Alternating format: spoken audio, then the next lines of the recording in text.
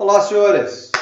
Tudo certo? Vamos lá para mais umas semanas, né? Porque agora são semanas, eu vou até explicar para vocês como vai funcionar essa nossa nova dinâmica, né? Com um planejamento mensal, mas é bem tranquilo aqui, ó. Se vocês observarem aqui, né? Eu tenho as nossas semanas 11 e 12.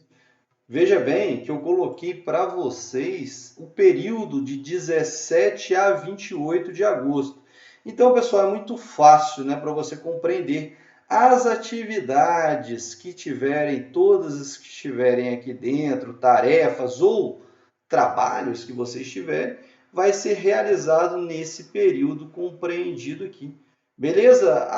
A única modificação é que ao invés de ter uma semana só, eu tenho duas semanas para cada postagem. Beleza? Aqui eu tenho as instruções da semana 11 e 12. Fórum de dúvidas.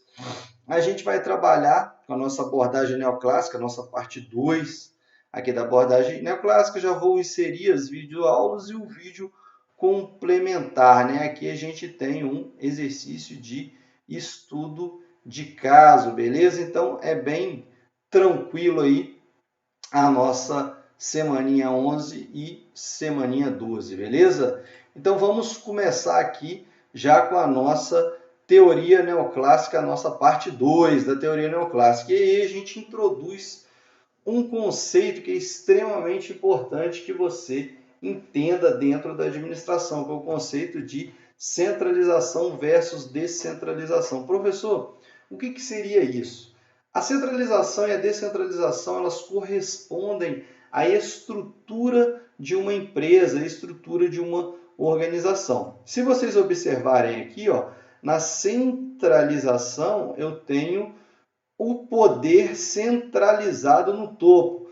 Só para lembrar mais uma vez, não esqueça de utilizar o seu caderno, fazer as suas anotações, que nem tudo às vezes está no slide, beleza? Então, na centralização, eu tenho o poder todo no topo, ao contrário da descentralização, né? Porque aqui falha um pouquinho, né, no nosso PDF, que eu preciso de usar o PDF aqui, mas se você observar, ó, agora a descentralização está toda na base, o poder está na base.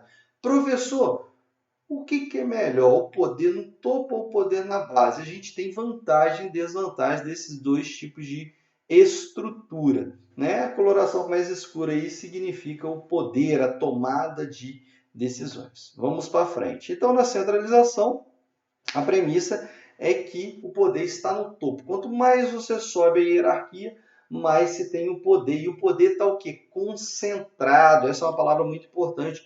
O poder está concentrado no topo, né? E quais seriam as vantagens dessa centralização, né? Lógico, se o poder está no topo, geralmente entende-se que quem está no topo tenha o quê? Uma visão ampla da organização. Por quê, pessoal?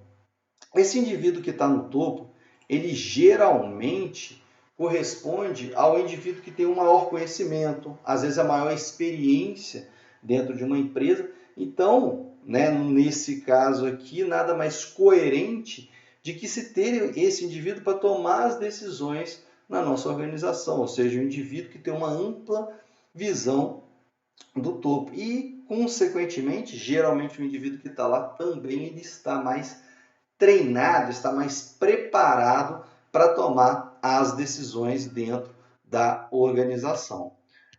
Só continuando aqui, ela evita também uma outra vantagem de se multiplicar, né, os esforços na tomada de decisão, ou seja, tem uma pessoa só para tomar decisão, então eu não vou ter discussões, porque quando você tem aquele monte de gente tomando decisão, é um pouco complicado, beleza? Essas são algumas vantagens. E aí a gente vai para as desvantagens de se centralizar o poder, do poder ficar todo concentrado ali. Óbvio, aqui eu gosto de dar um exemplo, que é aquele chefe secreto do Fantástico, né? Para quem viu o chefe secreto do Fantástico, o que é? Um indivíduo num alto escalão, às vezes é o dono da empresa, às vezes é o diretor-geral da organização, ele vai até na base para entender o que está acontecendo na base, ou seja, entender o que está acontecendo lá embaixo na organização. E aí ele começa a compreender a organização como um todo. Se o indivíduo não faz isso, é esse primeiro tópico que eu coloquei para vocês. Ó.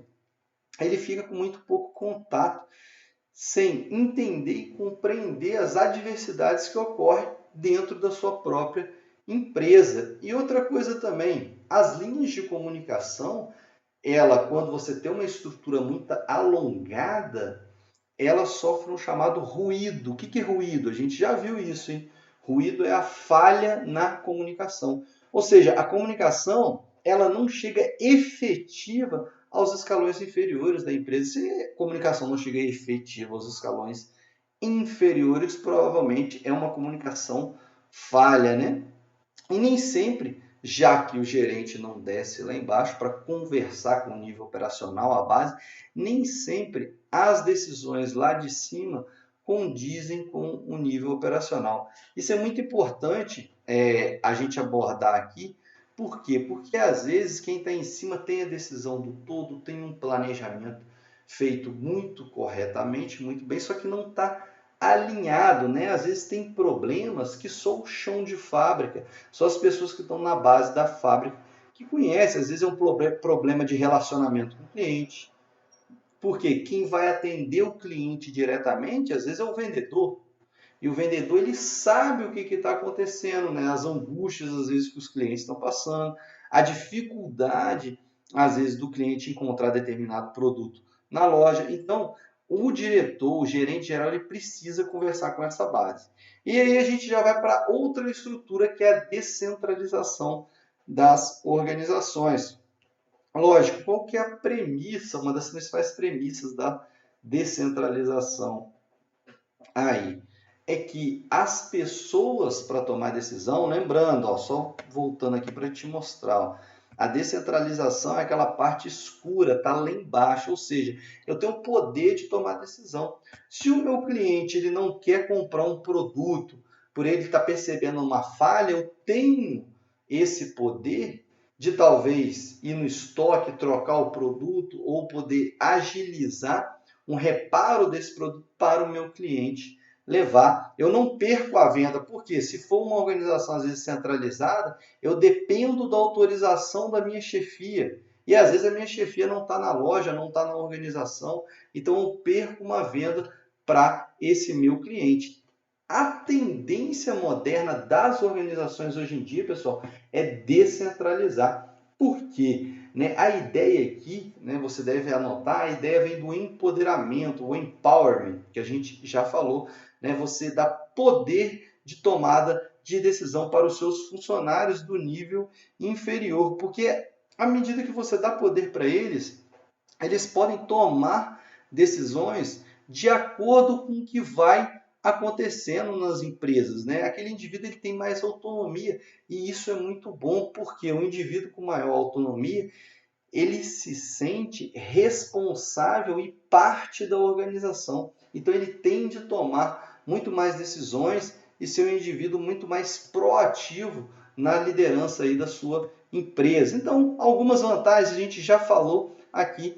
Os funcionários que às vezes estão mais na base, né, os diretores de área, gerente de área, eles têm uma vivência maior para tomar algumas decisões que são mais indicadas, né? E outra, eu desafogo o alto escalão.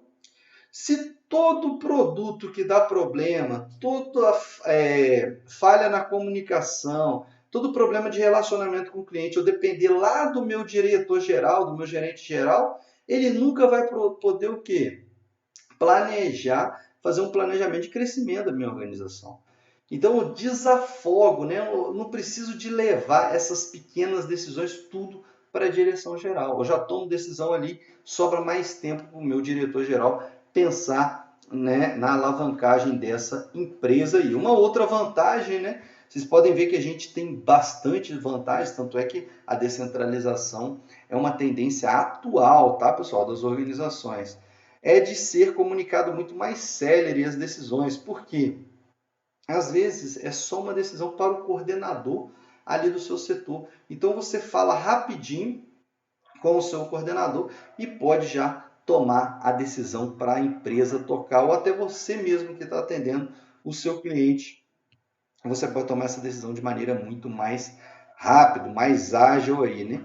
E óbvio, a última vantagem é que eu já falei, a pessoa se sente mais proativa, mais participativa dentro da organização.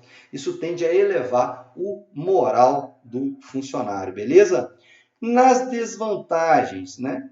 Quando eu tenho muitas pessoas com poder de tomar decisão, isso também pode não ser bom. Professor, mas como assim a gente falou tanto das vantagens? Imagina, pessoal, o conflito de interesses que você tem, né? Várias pessoas tomando as decisões para a empresa.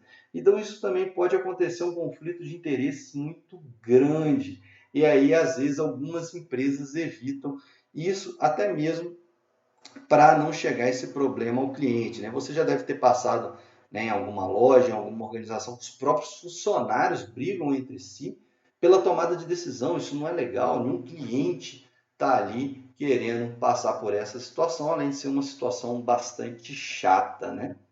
Os verdadeiros especialistas, eles são às vezes subaproveitados, né, pessoal? Por quê? Quando você descentraliza demais algumas decisões que talvez algumas pessoas poderiam estar mais preparadas para tomar, essas pessoas são desautorizadas, ou seja, são delegadas. É a questão de o excesso. O excesso sempre é ruim. Quando você descentraliza demais, às vezes aquele indivíduo que está lá embaixo, ele pode não ter a competência para tomar a decisão. Isso é muito ruim. A gente vê em várias empresas aí reclamando de profissionais que não estão muito bem capacitados para tomada de decisão. Beleza, pessoal? A gente fica por aqui. Esse daqui é a nossa parte 1, né? É o nosso vídeo 1 da parte 2 da abordagem neoclássica. Até o próximo vídeo.